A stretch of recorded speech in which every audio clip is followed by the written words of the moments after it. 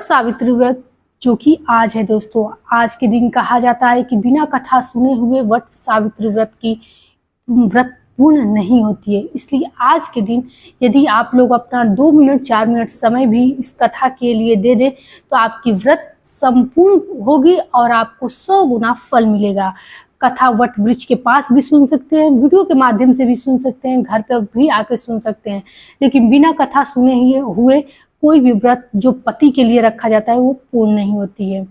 दोस्तों चलिए आज की वीडियो आगे बढ़ाते हैं और आपको इस कथा के बारे में बताते हैं। सावित्री और सत्यवान, जो कि आप जानते हैं कि आज के दिन से ही सत्यवान के प्राण वापस लाई थी सावित्री, और आज ही के दिन से वट वृक्ष की पूजा की जाती है। वट वृक्ष की पूजा क्यों की जाती है और आज के दिन से ही वट सावित्री व्रत क्यों मनाया जाता है? दोस्तों, एक राजा थे जिनका नाम पशुपति था। उनकी पुत्री हुई सावित्री। सावित्री अत्यंत सुंदर थी, परंतु उनके विवाह में अनेक बाधाएं थी, जिनके कारण उनके माता पिता उनको वन को छोड़ दिए।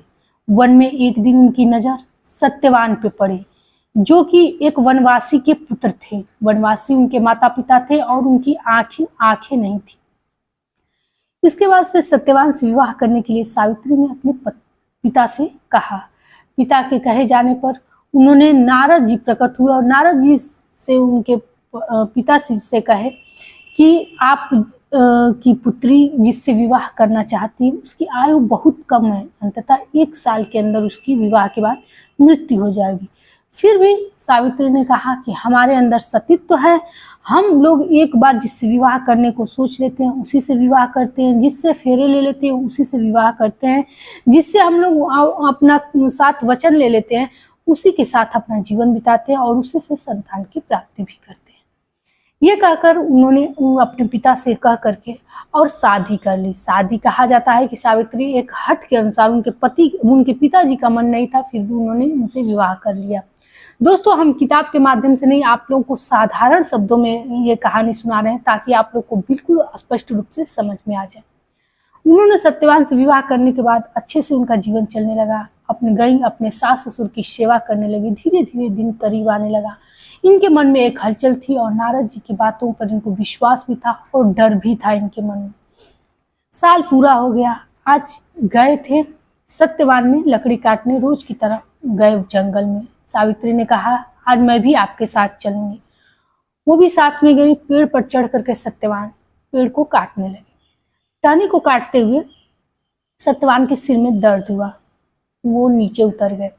उतरने के बाद वट वृक्ष के पास ही अपने गोद में लेकर के और वो उनके सिर को सहलाना शुरू कर दी सावित्री। सावित्री के मन में पूरा डर था, वो रोने लगी। तभी देखी कि वो यमराज के दूत वहां आ गए। स्वयं यमराज भी आए और जब सत्यवान के प्राण को वापस लेकर जाने लगे तो सावित्री उनके पीछे पीछे चलने लगी। सावित्री पीछे पीछे चलने लगी तो यमराज ने परेशान होकर कहा कि कोई एक वर मांगो, लेकिन तुम पीछे मत आओ, क्योंकि यमलोक में जिसका समय पूर्ण हो जाता है वही जाता है। उसने कहा, सावित्री ने कहा कि हमारे सास ससुर की ज्योति नहीं है, उनकी ज्योति वापस आ जाए और उनका राज्य वापस आ जाए। उन्होंने कहा ठीक है, ऐसा ही होगा।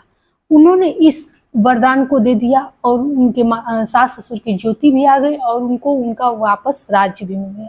फिर भी उनके पीछे पीछे जाने लगी।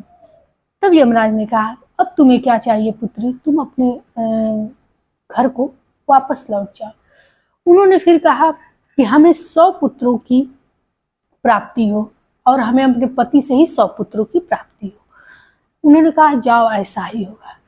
तब सावित्री ने रुक करके यमराज से प्रश्न किया कि हे यमराज, आपने हमें वरदान दिया है 100 पुत्रों की प्राप्ति की अपने पति से। जैसा कि आप जानते हैं कि हम नारी एक बार ही विवाह करते हैं, तो आप हमारे पति को साथ लेकर जा रहे हैं, तो हमारे 100 पुत्रों की प्राप्ति हमें कैसे होगी? तब यमराज ने सत्यवान के प्राण छोड़ करके और यमलोक को लौट गए।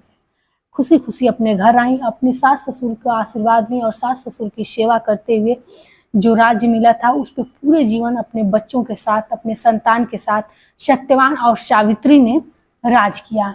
उन्होंने वट वृक्ष की पूजा धागा लपेटते हुए फेरी लगाई और नियमों से वट वृक्ष की पूजा करना शुरू कर दी।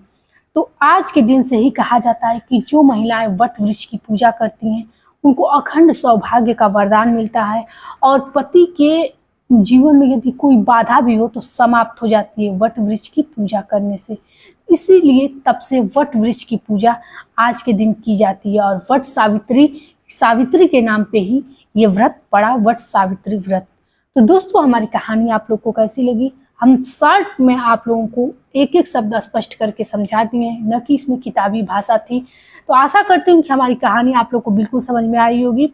अच्छा लगा होगा तो एक लाइक कीजिए, चैनल को सब्सक्राइब कीजिए ताकि ऐसे ही आप लोग को कथाएं और जानकारी समृद्धि आप लोग को देती रहे। जय श्री राम।